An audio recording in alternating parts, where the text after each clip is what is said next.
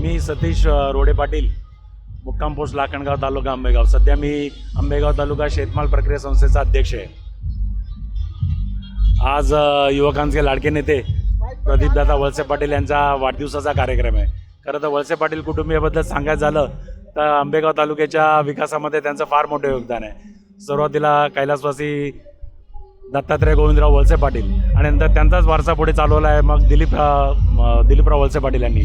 आणि त्यांच्या मागोमागं मग आता विवेकदादा असतील, प्रदीपदादा असतील, पूर्वाताई असतील, किरणताई असतील, अतिशय चांगल्या पद्धतीचं काम या तालुक्यामध्ये करत आहेत.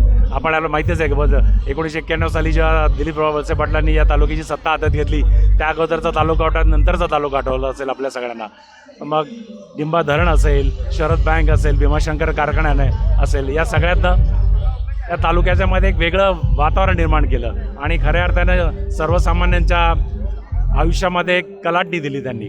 आणि त्यात तोच वारसा आता पुढे प्रदीपदादा चालवत आहेत कारखान्याच्या माध्यमातून. अतिशय चांगल्या पद्धतीचं काम ते कारखान्याच्या माध्यमातून करत आहेत. विशेषतः युवकांमध्ये त्यांना चांगलं मानाचं स्थान आहे. युवकांचे जे प्रश्न असतील ते अतिशय हिरारीने मांडतात नेहमी. अशा प्रदीपदादांना आमच्या लाखणगाव ग्रामस्थांच्या वतीने, आंबेगाव तालुका शेतमाल प्रक्रिया संस्थेच्या वतीने मी खूप खूप शुभेच्छा देतो. यापुढील त्यांच्या कारकिर्दीत शुभेच्छा व्यक्त करतो आणि थांबतो. राम.